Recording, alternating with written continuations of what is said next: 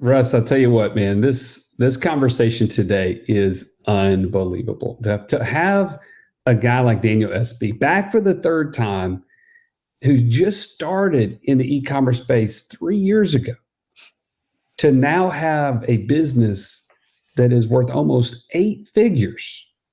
Like, that is crazy talk. Like, almost, you tell me something crazier than that. Something crazier than that. Well, that's super cool. I'm going to take us off topic as I normally do. It's been a while since I've given you one of my youthful stories, right? If you're new to the podcast, I grew up complete redneck. My dad, there's a limitless stories of craziness that I experienced as a kid. But here's one, Stallion. When I was a kid, and I don't know if I was 16, 17 years old, my dad says, "Hey, we're going to go pick up an RV." And I'm thinking, oh, that's pretty cool. Like, I'm thinking Cousin Eddie, right? I'm thinking, yes, like, here's an opportunity for me to go some fun places. We're going to take this thing cross country. And we go in the country, not cross country. We go in the country. And there sits this like tenement on wheels. You know how like Eddie on vacation, Christmas vacation, he pulls in and things like tenement on wheels, kicking off like backfire and smoke and everything. That's what this thing looked like, except it couldn't run if it wanted to. It'd been sitting under these pine trees for years. I mean, years. And I'm like, what are we going to do with this thing? We're going to take it to the hunting camp. And I'm like, for what? Like to shoot at? What are we going to do with it? He's like, no, this is where we're going to stay. We're going to spend the night in this thing. And I'm like, oh, great. That's amazing. I mean, what sort of rat is going to be chewing at me at nighttime? And so I'm like, all right, well, are you driving? He goes, oh, it doesn't drive. No, I'm going to tow you. Now, my dad had a Silverado, like just a regular Silverado. And he pulls out like an 8-foot chain, hooks it up to the front bumper into his back bumper and says, jump in. Now, Joey, jump in his truck? Yeah, he's pulling it with his little Silverado, this humongous RV. Yeah. I mean, but you're in the truck with him or you're in the RV? Tires. I'm surprised the tires weren't already dry rotted out. I was a little bit nervous we were going to blow a tire. What'd you say? I'm sorry. But you were in the truck or you're in the RV? No, I'm behind the wheel. My dad's like, get in. Like, you think I drive? You know how I drive the conversation? I'm nothing to where my dad was. That joker was like, go do this. I get behind the wheel of this thing. If you've never been towed by a chain, you haven't really lived on the edge yet. Like, you just don't know the fear that goes through your mind when you realize you are the brakes. Because if the car in front of you stops, you're in their back seat. Like, you don't have. There is no time to stop. And you don't have power anything. You don't have power steering. You don't have power brakes. Everything is like a battle. You're in like a wrestling match with this, 8,000-pound gorilla, and you're just hoping to hold on to this thing. So we're flying down country roads. I mean, my dad is not like putt-putting at 25 with caution lights on. That's not happening. It is 65 full throttle. And I'm just like praying nobody pulls out in front of him, because if they do, he can't stop. I got to, and we're just not going to stop. We're about 20 miles into this, 40, 50-mile trip. And all of a sudden, Joey, these stinking wasps start piling. I mean, just one after another coming out of the air vents. Right. And I am freaking out like anybody would freak out. But I also am allergic. And I'm like, and I'm like hitting the brakes as much as I can and kind of jerking the car. And does the horn work at this point? He's aggravated. But does the horn work? Oh no, there's nothing that works, man. The only thing that works is trying to hit the brakes, so it's like jerking on him a little bit. And finally, I'm like starting to pull the thing to the side of the road. So he pulls over.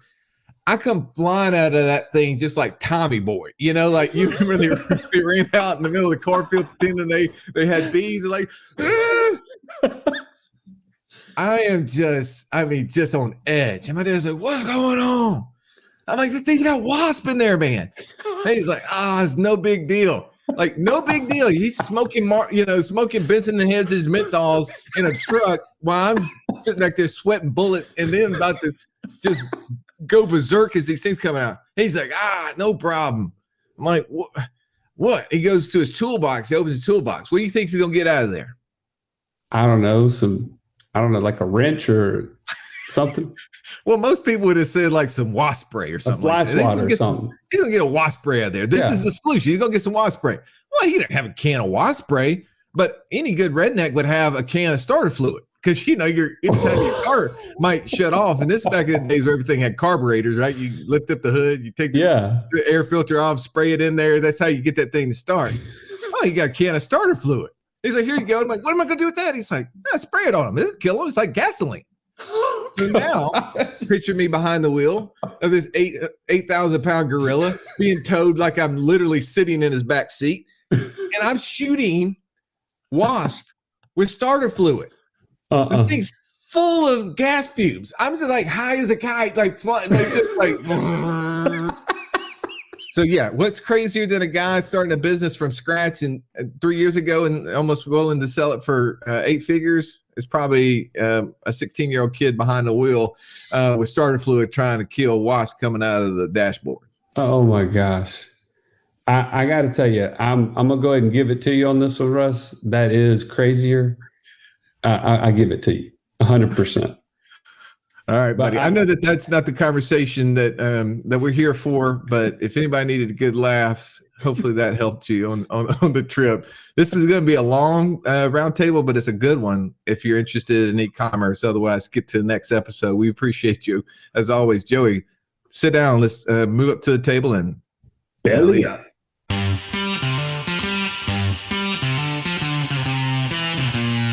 Welcome to the Wealth Without Wall Street podcast, your guide to understanding how to get out of the Wall Street rat race and start your own mailbox money lifestyle. Now, don't let these handsome Southern draws fool you.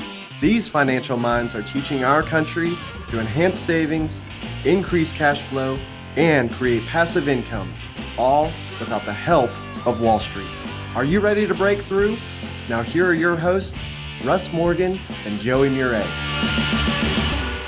Welcome to the Financial Freedom Roundtable, where each week we break down complex financial topics so that you can more easily understand them and, more importantly, take action on your path to becoming financially free. If this is your first time joining, welcome. Grateful to have you in the room. They call me Russ Morgan, the idea guy, mostly because lack of follow-through guy just didn't sound so cool to me. But enough about me for a moment. Let me introduce you to my partner, my co-host. He's the Italian Stallion. He's got the license plate cover to prove it, Mr. Joey Murray. Stallion, good afternoon. Man, how you doing, brother? Man, I'm hanging in there like a hangnail. I was worried about what was going to come after the but so thank you for... I kind of changed mid-sentence. I thought maybe I'd get in there something simple, easy, kid-friendly. Now, I don't know what hangnails have to do with e-commerce as a passive income option, but I'm sure you can find almost anything on Amazon. So I won't count it out. Hey, there's definitely an opportunity. The only thing I've learned from this is that you need it to be between $30 and $100. I'm not certain we can figure out, that most of the tools are way cheaper than that, but there's a way probably to combine a couple things, Stallion. That's right. That's right. Well, why do you think it's important for us to be covering this topic today? And e-commerce is absolutely here to stay. It's a wave that we can't stop. And I think anybody in the investment space is thinking, how can I get my piece of it? Right? How can I possibly do this? But how can I also keep it as passive as possible? Not everybody can just create their own side hustle or their own business where they have to, because they already have a business. So I think it's important for us to break this down today for that reason. 100%. All right. Well, thankfully, we've got the dream team here, right? And when I mean dream team, I'm talking about the man. We got a doctor in the house, Stallion. Can you believe it? He's a doctor of financial medicine. And yes, come on, doctor. And yes, he can resuscitate your financial situation. Mr. Automated Budget himself, Eric Hudson. Great to have you on, Eric. Man, Russ, so excited to be here. Holy smokes. What a great day to be alive. We're trying to break down e-commerce as a passive income stream.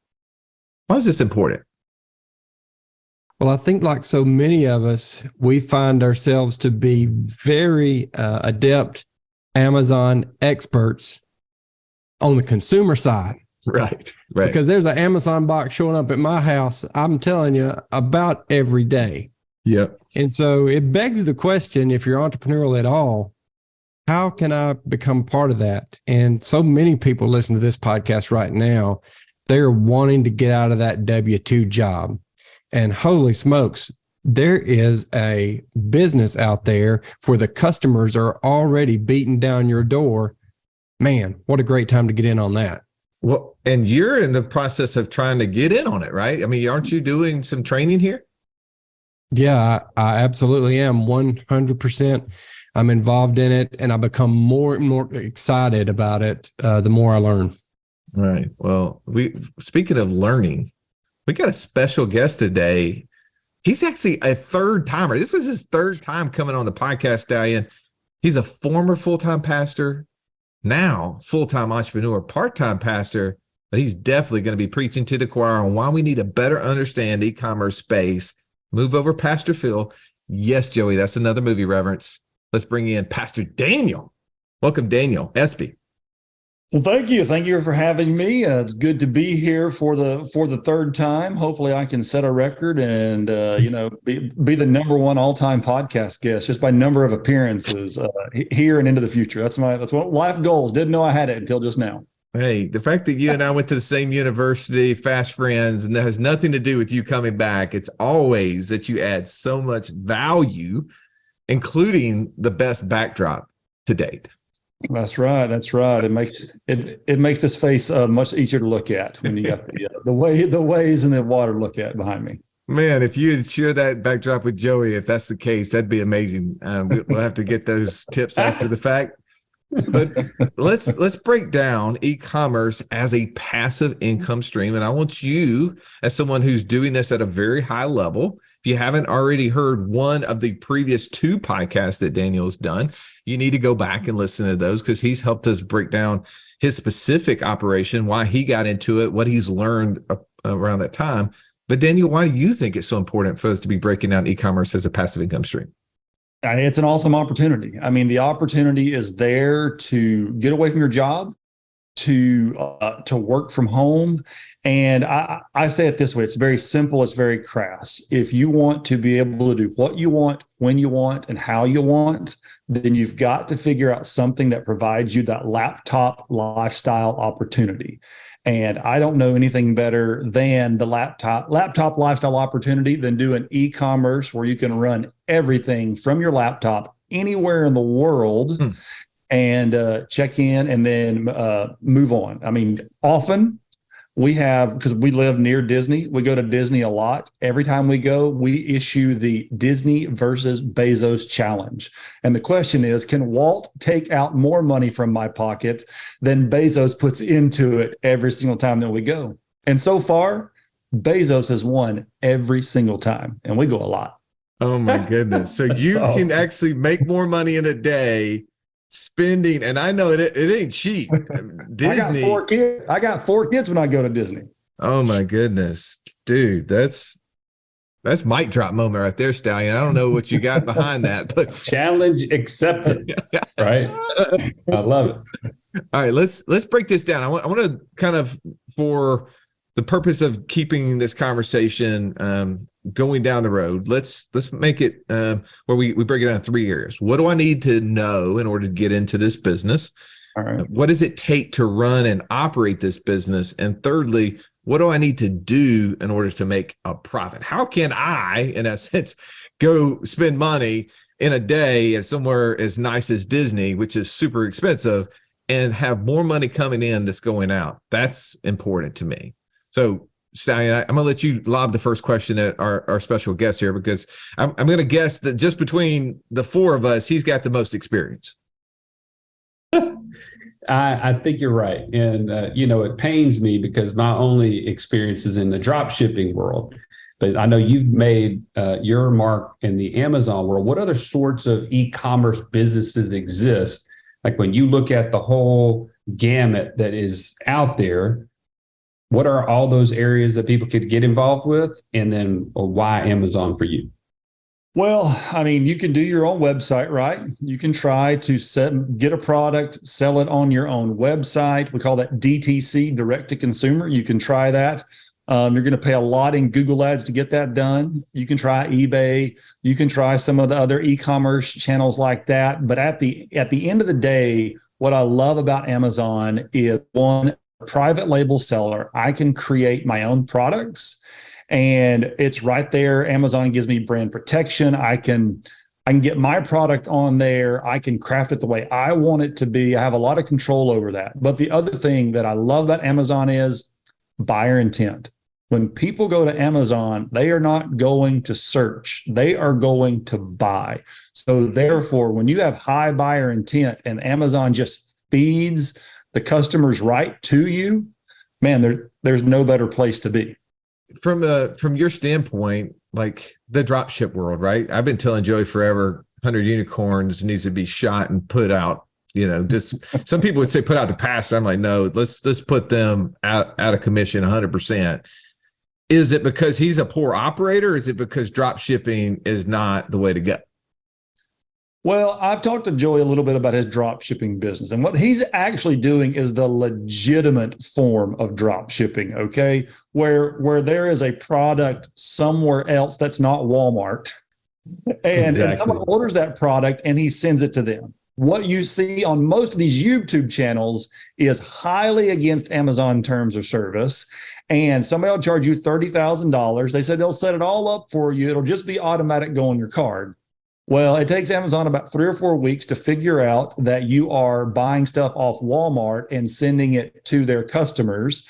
And then you find out really fast that $50,000 credit card bill you've just rung up, Amazon's now frozen all those assets and you're about 80 grand in debt, and Amazon has shut your store down. So that's why you shouldn't listen to the drop shipping gurus on Amazon. That gives me the sweats, Eric. Yeah. Yeah. I don't know, Daniel, if you noticed Joey, he raised both arms when you gave him just the smallest bit of validation. He's looking for anything. No, but again, just because I said it was legitimate drop shipping, I did not say it was any good. Okay. Sorry, Joey. I shouldn't have dug any deeper. Yeah. We could have left it at the success there, Eric. That's on me. That's clearly on me. So, Daniel said something in the beginning that this is a passive income podcast. I mean, we talk about passive income a lot, and I've seen, some news articles recently about there's no such thing as passive income. Well, if you talk about something that's completely passive where I don't do anything, then yeah, I think that's completely true. Daniel used a term called laptop lifestyle. Let's dig into that just a little bit, because I think that's critically important. We say passive, but sometimes I think maybe we mean a little bit more of that laptop lifestyle. Could you dig into that? Yeah, I mean, this is definitely not a passive thing where I don't have to do anything, right? It is, I mean, it's a good solid 20, 25 hours a week. I mean, people ask me all the time, Daniel, how much time do you really spend on this? And the question is, well, how much money do I want to make, right? Because there is a sense to where if I didn't want this to grow, I could put in 10 hours a week to this business and I would still make good money, do pretty much all things I want to do, but I don't want to sit there. I have a goal that I want to sell this thing in the next 12 months and kind of take the rocket ship ride and get out of it. But so if I'm going to grow it, I got to put work into it, because nothing grows without growth. But what it does provide is the ultimate flexibility, right? That I put in 2 hours in the morning, then I can get up and make breakfast with my family. Then I can do homeschool my 4 kids. Then I can come back at it for a couple of hours, go work out and do everything. And across 4 or 5 hours, whenever I want to do my schedule, I get to put in that time. Or if I want to go travel for a week, I can go travel. I can check in for 30 minutes to an hour in the morning and go on and do what I want to. So it's not passive, but I don't know of anything that will give you more flexibility of when you work and how you work, how much you want to work than this right here. Is that because there's not, like, employees that you're managing? Like, do you have like a warehouse where everything is stored that you're having to check in with like a warehouse manager and make sure everybody showed up that day and they delivered the products? And when anytime the refunds come back, are you having to get on the internet and respond back to all those messages? What does that look like? I probably respond to 3 to 5 customers a week, which might take 30 minutes of my week. I have regular communication with my supplier about timelines, about orders. We communicate by several emails every day. I communicate with my accountant. But besides that, there's not really a lot of communication that goes on from that store. I check into my advertising console to make sure that's going well. But Amazon stores and distributes all of my product. So there's not a lot of communication that has to go on. I've just hired my first part-time person to work 25 hours a week to really kind of become the operator for me. But that wasn't really necessary until I just got to doing these incredible volumes that I'm doing. And it's more just to free up more time to spend more time with my wife and kids. So let me jump in for a second then, if it's okay. I love this idea of getting into the Amazon space. But I'm thinking about the passivity function. How do we make this as passive as possible? So is it, in your opinion, doable for someone to just buy an existing Amazon business, or would you always recommend that they build it from scratch like you have? Ooh. Is it doable? Yes. But I mean, there are some incredibly valuable dumb tax that has been paid along the way that I don't want to pay that big of a bill if I'm buying something. Like you can buy it, but it's like, you're just going to pay your dumb tax any way you want to do it. And if you've got the ability to buy a business, again, you could hire someone like myself or somebody in the space to help you figure it out and to consult and answer questions along the way. If you did that, then yes, you could buy a business because we could help you. But just to buy a business and to try to figure out the Amazon ecosystem, because Amazon changes things all the time. And you mess up, they are merciless when it comes to shutting down people's accounts. I mean, so you've got to really obey the rules and do exactly what they want you to do. And if not, it's just not worth the risk. But building it from scratch is a totally different thing. Trying to find the product, identify the product, that brings its own set of challenges. Yeah, Daniel, two things. I want to jump in and ask 2 questions. First of all, I personally know everybody on this call. And I'm sorry to disappoint the listening audience. There are no rocket scientists on this call, on this podcast today. So my number one question is, do you think it's important to have just a super strong tech background to be able to pull this off? And then I'm going to go ahead and get the big question out of the way. What product do I sell? I mean, how in the world do I determine what product I want to sell? So take those in whatever order makes sense to you. All right. Yeah. The tech background is really simple. I have a bachelor's degree in dirt from Auburn University with my life goal and plan to be a golf course superintendent. And I have a master's of divinity from seminary because I was a missionary and church planting pastor in a previous life, I guess. So I had never even used a spreadsheet in my life before I got into this business. So you need no tech background whatsoever. Of course, that would be helpful, but it's just not necessary. I would say the number 2 things you need to be in this business. Number 1 is grit. You just got to be able to keep going. And number 2, you've got to be a problem solver. I tell everybody, if you are going to get into this, attempt this, you need to go watch The Martian first with Matt Damon, because this is selling on Amazon, because everything goes wrong at some point in time and you just have to figure it out. And so what's the next thing that you have to figure it out? Is it something you can do on your own, or do you have to get someone to help you figure out this next piece? but there's always a next piece to figure it out. It's just, are you a problem solver? If you are a professional problem solver, you will love Amazon because it is super rewarding because you get to solve problems on a daily basis. Nice. So that's what I would say about the technology side. And then how do you figure out what to sell? Well, this is, of course, the great challenge because there's two criteria. Do you guys know what the two criteria is for selling on Amazon if you want to make money? No. All right. I know one of them could be knowing my address because we purchase pretty much anything is put out there. But. Fair enough. So you want to pick products that are in high demand and have high profit margin, right? I want to sell something that has a great margin and everybody wants it all the time, every day, evergreen products year round. So easy.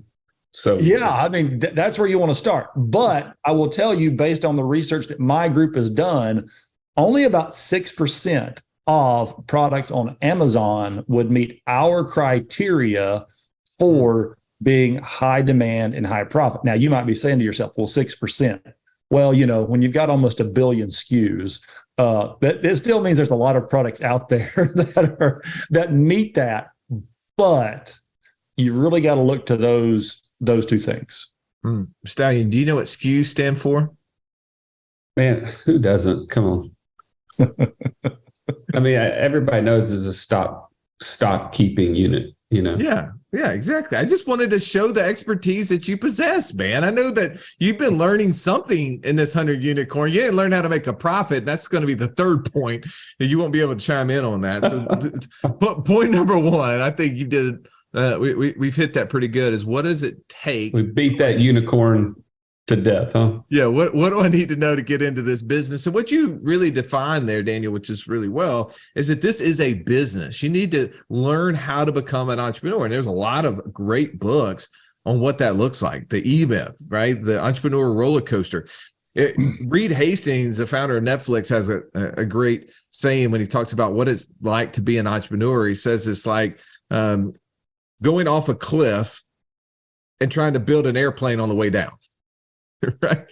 I mean, it is really what we're trying to do is we're built in order to be an entrepreneur. You're constantly solving problems and you have to be willing to take that risk and to do it. And it's really cool, though, to hear like someone like yourself who didn't have necessarily that bent have had that success. And grit seems to be a very common denominator in people who have success. So when you're looking to be an entrepreneur, do you have grit? If so, maybe this could be one of those things. Can I jump in before you keep going, Russ? Yeah. I'm curious, as Eric, you've been going through some of this training and in hearing what Daniel's saying as far as what it takes to be successful, how does that land with you and in terms of what you're learning? Yeah. So luckily I decided to pay was it stupid tax you called it, Daniel? Dumb tax, yes. Dumb tax on the front end rather than the back end. Because now, Joey, and thanks for the question, now that I'm involved in the training, my mind is blown as to how many mistakes I would have made and how short-lived my business would have been. So it's definitely going to take grit to get through the process because you have to begin with the end in mind. I mean, think of that. Don't matter what business you're thinking of starting or what road you're planning on going down. If you begin with the end in mind and prepare a good foundation, it gives you options later to do whatever you want to with the business, to keep it, to sell it, to expand it, all kinds of things. But I think that's what I'm learning as much as anything, Joey, is that if you want to do anything you've never done before, pay the dumb tax up front and get somebody to teach you rather than learning it the hard way. That, for me, is probably the biggest thing I've pulled out of this.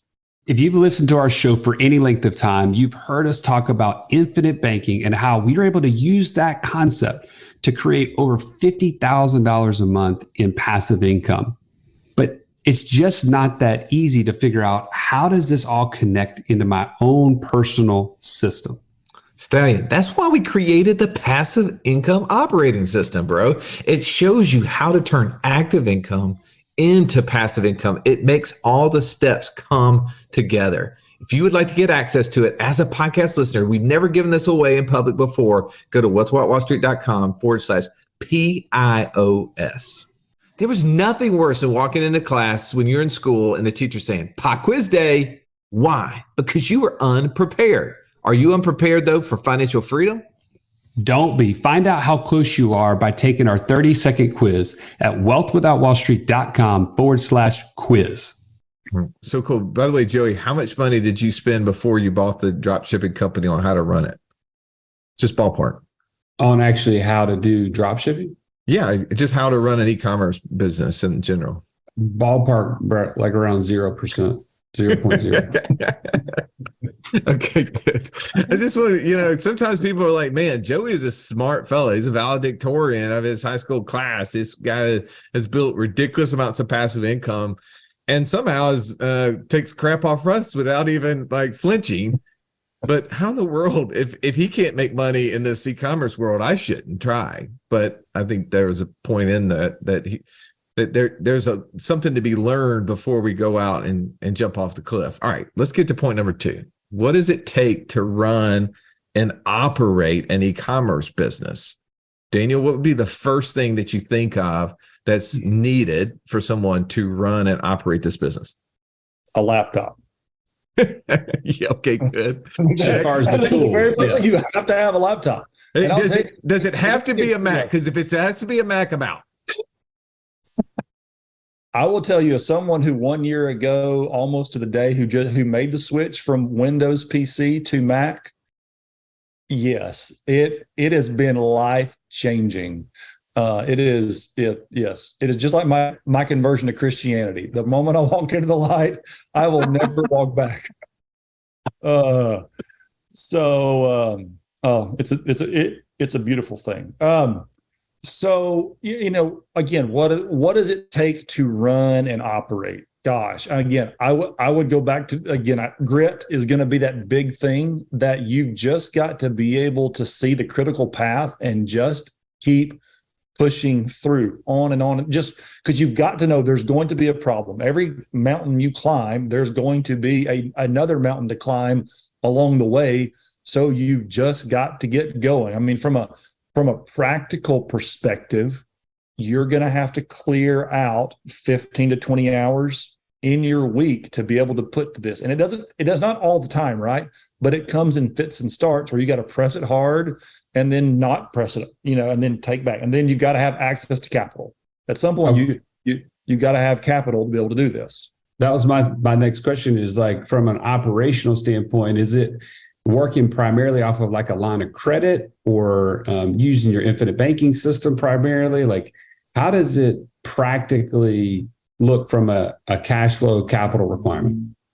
So like when we start off, we tell people, hey, you're going to do a test order, right? And that test order can be anywhere from, for most people, it's $2,000 to $10,000. Okay. So we test it, we get it in the market, we see that it's sold, we see, okay, it worked or it didn't work. Everybody wants their first thing to take off gangbusters. But, the point of the test is sometimes you realize this is not the thing. Aren't you glad you didn't go dump 50 grand on this one thing? But okay, you may have lost a few $100 because you're going to make back most of your money. But it didn't work, but that's good. So you got to have that $2,000 to $10,000 for your initial test. But then when it comes, once you've tested it, then it's time for launch. Man, that launch can be all over the place, right? If you've got something that sells for $30 and it only costs you a $5 cost of goods and you've only got one variation of it, man, you can launch this thing for $10,000. If you're like me and you're going all in and going for it, I mean, your launch is going to be 6 figures.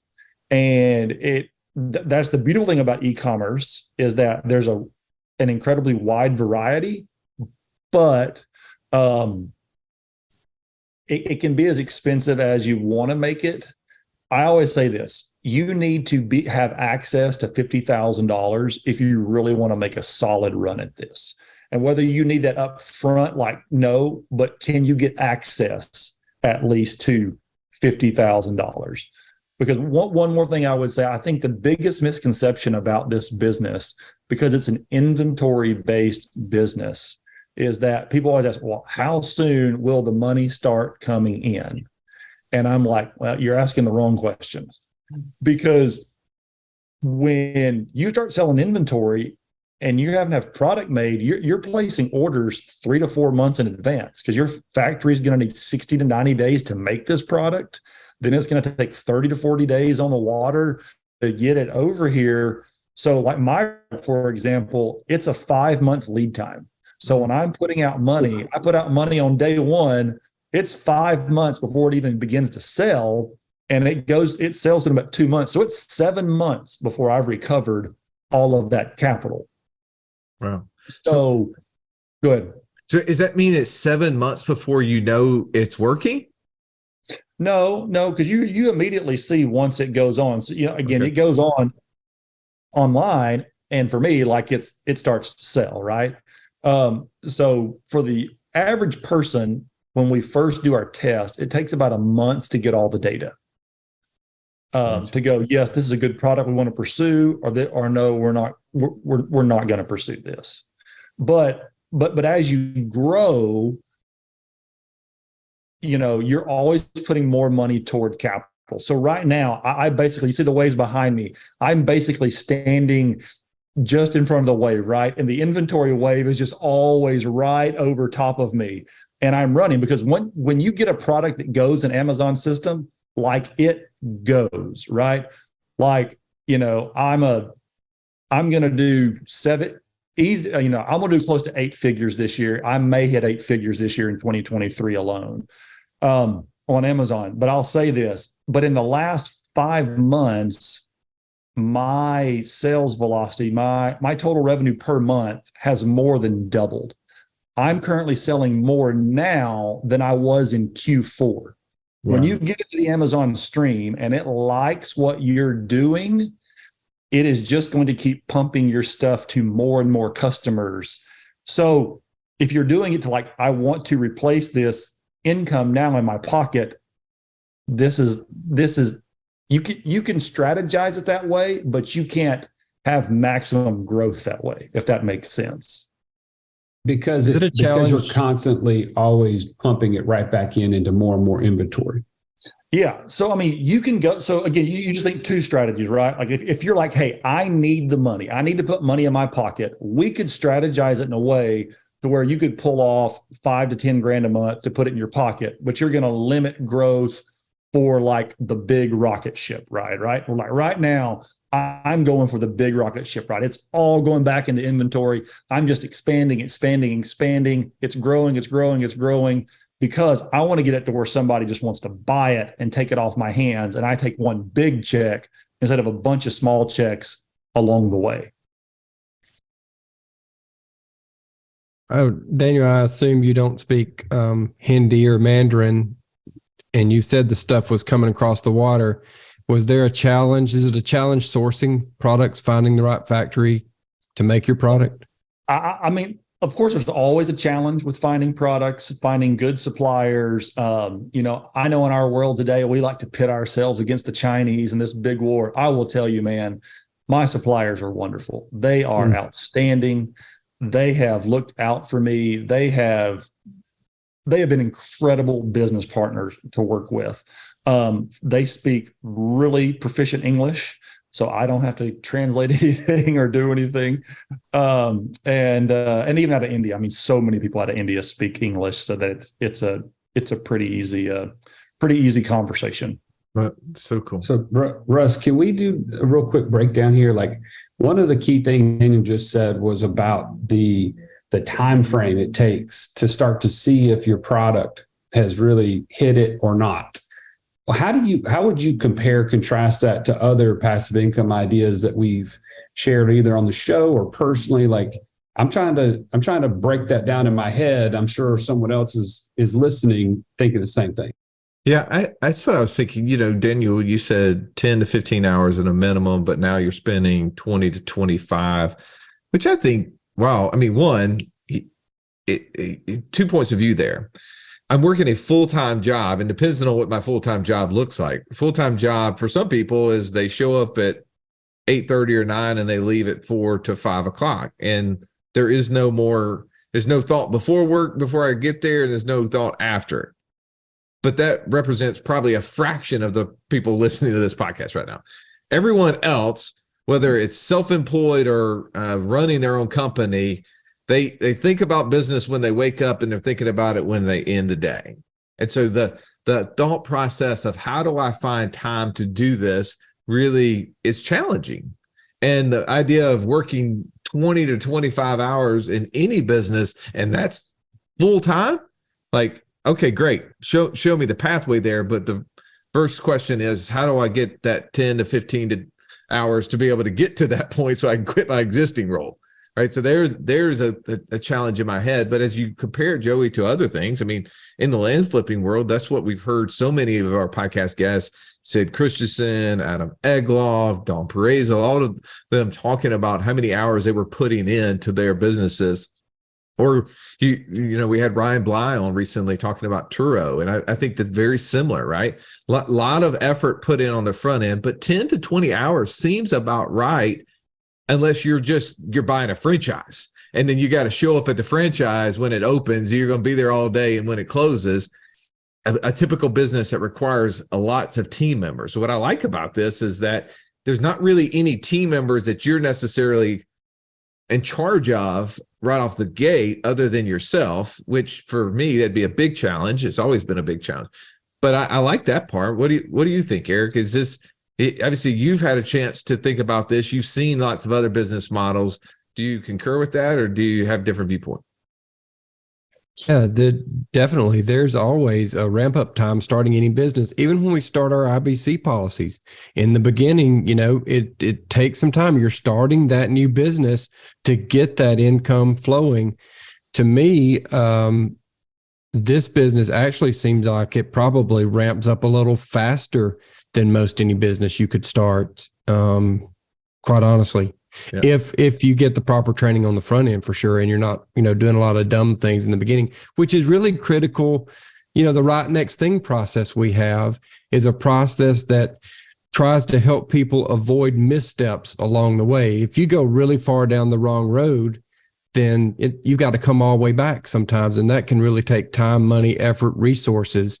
And so I really like the thought of trying to learn from everybody I can, even if I'm not buying a course, if I'm getting involved in a community with other like-minded people, and I'm, we're learning from each other.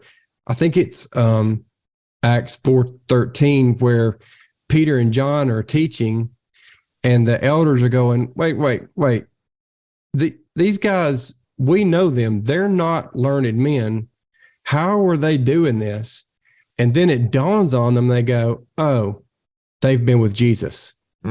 So they've been rubbing shoulders with somebody who leveled them up. And I think that's what we're all trying to do today here is this same thing. Who's Jesus in this situation?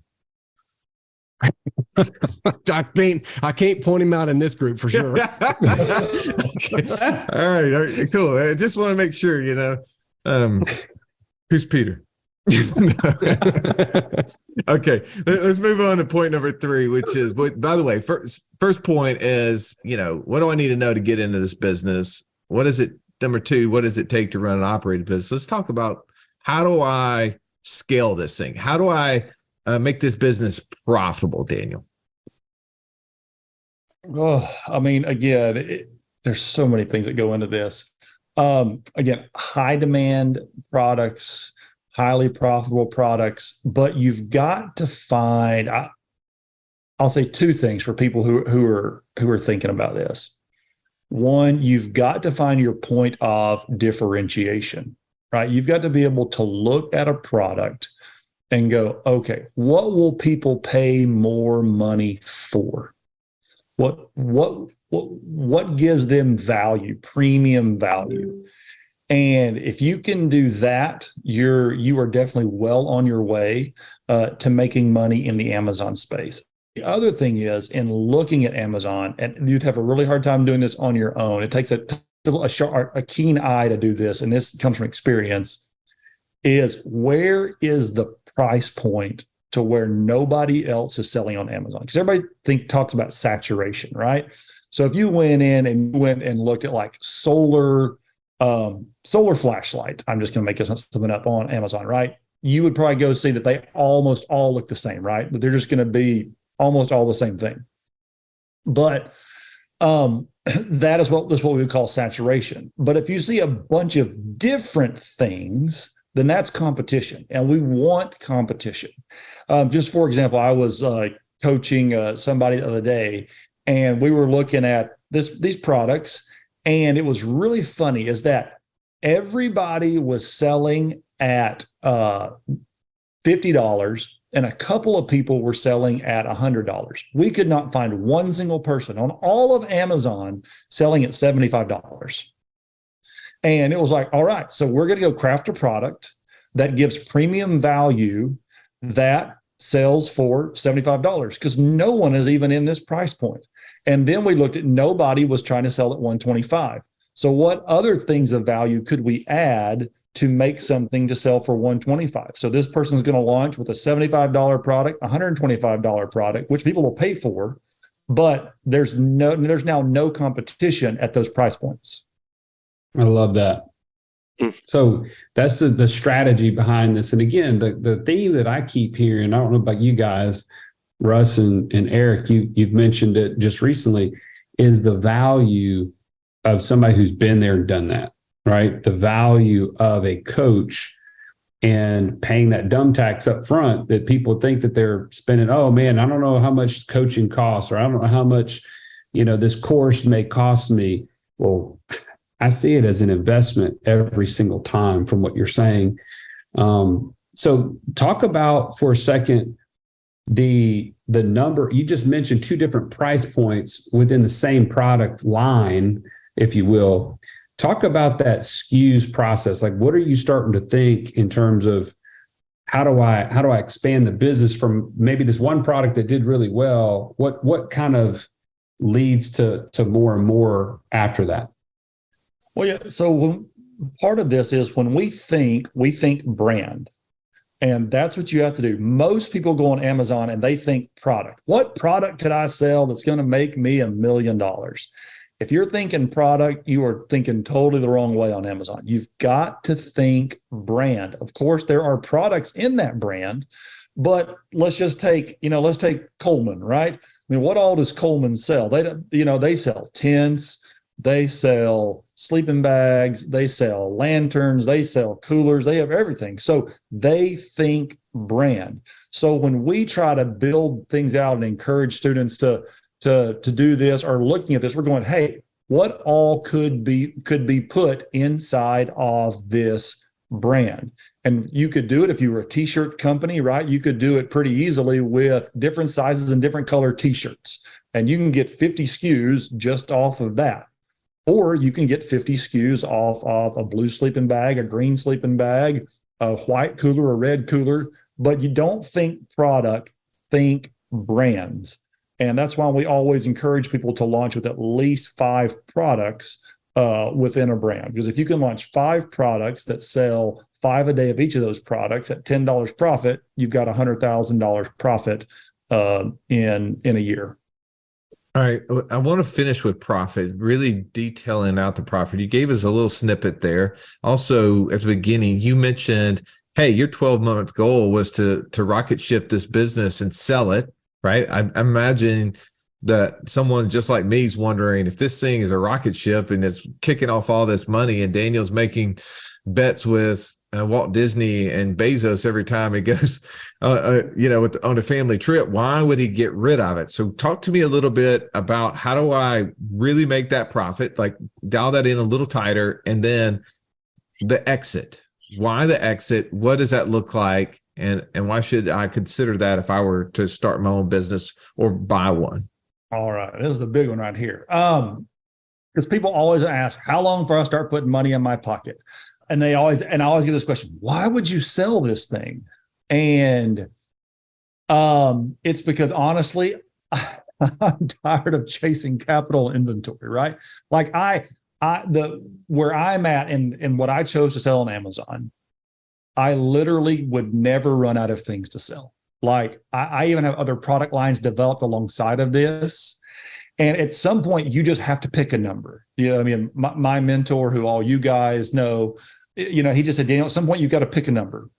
And you pick that number and you stick with that number and you go for it. Because at the end of the day, though, I could have this thing that goes for a really long time and I could just kind of coast on making stupid money for a boy from one red light town in Alabama.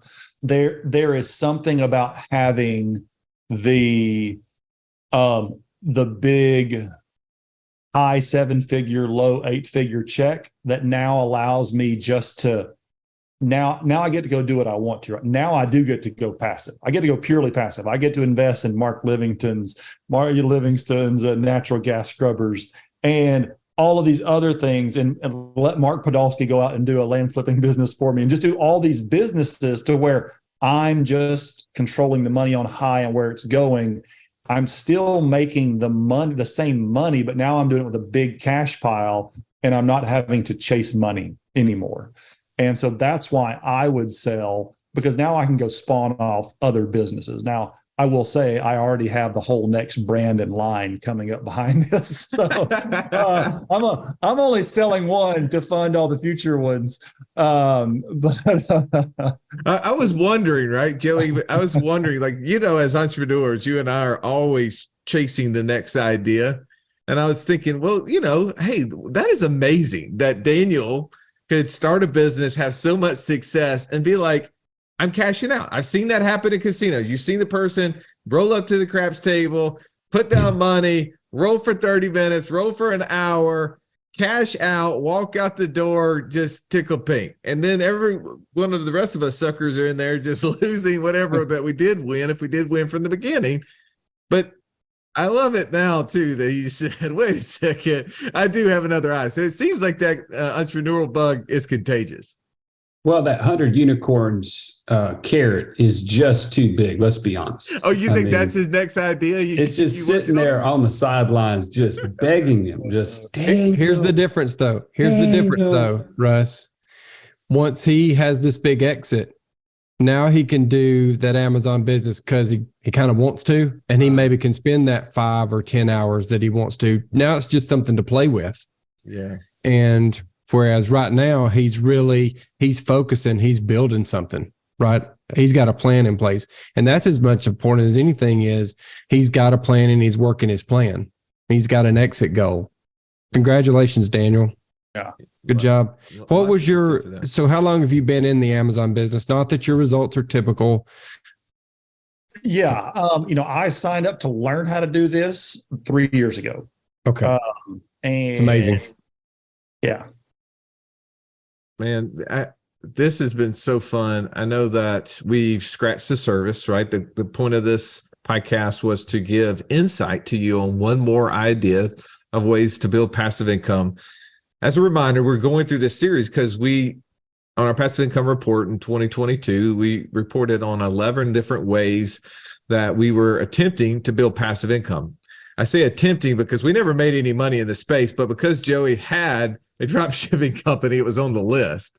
But we wanted to give insight to a possibility of how you make money in the e-commerce world. So Daniel, thank you for coming on, man. Final thought for our audience today. Yeah, I would say this. If you're in the place where you have money and you want to do this, there are groups out there that will operate businesses for you for a pretty reasonable fee for some of that. And so you could go to a place like Website Closers and you can go on there. There's all kind of e-com businesses on there for sale. You could buy one of those and then you could actually pay an operator to run this for $4,000 to $5,000 a month. And they'll do a pretty good job of that. So there is a purely passive play in this, which we could explore on another conversation down the road if people really wanted to do that. Because I want to get on for number 4. I want to get on for number 4 for that, and number 5 for the big sell, right? To talk about the big check. I'll take my Price is Right check and ship to everybody. But yeah, so there is an option to do that if you're cash flush and you're willing to buy a business and you want somebody to run it for you. I do know some opportunities there. Speaking of cash flush, Eric, final thoughts. Yeah. So a few years ago, for many years, I'm going to bring us down before I bring us back up. I was suffering with a debilitating physical ailment, and it could have actually taken me out. That's as low as I'll get. But I think what I'm trying to say here is that I kept looking for the solution. Even though I was depressed, I was down, I was kicked, I never stopped. I determined I was going to find the solution to this problem, which I ultimately did. So there are people listening to this call right now who have got money, and so maybe this doesn't feel like it's just urgent, but I know that there are also people listening to this podcast who are struggling. They're being soul sucked in their W-2 job.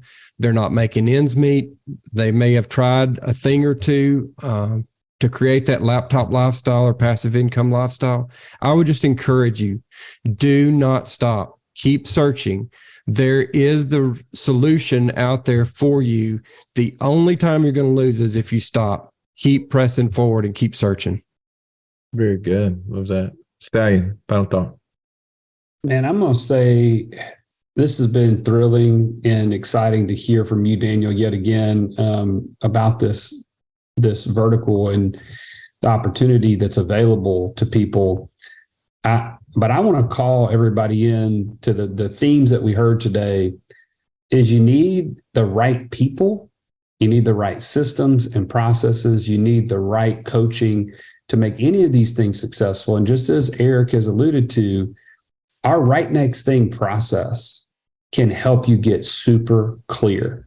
If you've been listening to these last few podcasts and you're like, man, all of these sound great and I can't do all of them, then the next thing for you to do is jump on a free call with one of these coaches. Go to wealthwithoutwallstreet.com/free call, because through that process, they're going to walk you through that right next thing grid, and you're going to be absolutely clear on which one of these is the best thing for you. Not because they're going to tell you what's best for you. You're going to figure it out by having that proper guidance. And so anyways, go to wealthwithoutwallstreet.com/free call and make sure that you don't go way down the wrong path and then try to figure out from there. So thanks again, Daniel, for being with us. And I just want to call people to action. Love that. Well, my wife and I were having a conversation. She's been listening to this book, Titan, which is on J.D. Rockefeller. And she asked me, why is Amazon not a monopoly, right? That was a big thing. Obviously, the U.S. government determined that Standard Oil was a monopoly and they broke it up. She said, why is Amazon not a monopoly? I mean, have they not really kind of monopolized all buying? I said, well, really, all Amazon is a big, huge marketplace. And she's like a mall? And I was like, yeah, I mean, that's really what it is, right? And there sits Daniel and the potential for an Eric, the potential for a Joey, and a potential for you to take and build a brand, not a product, a brand. I like that, Daniel, and put it on this online mall. And they're going to help you market it and share it with everybody. So you can participate in this process that we're all already doing. We're already buying almost every single thing. I bought my first car online the other day. I mean, it started with little things. Now it's becoming big things. And there's no reason why we shouldn't take time to figure this out. Figure out, do we have what it takes? Do we have the grit? Do we have the time? And do we have the will to make it work? And there are options for you. Hope you enjoyed this podcast. If you did, please take time to rate and review it. Share it with a friend. That's how we beat the big tech algorithm, is when people start liking, rating, reviewing it, and other people can find it and keep going. So without that, we'll let you be. Have an amazing day. This has been the Wealth Without Wall Street podcast. Don't forget to subscribe to the show to break free of the Wall Street mindset and begin building wealth on your own terms in places you understand, so that your wealth will never run dry. See you next episode.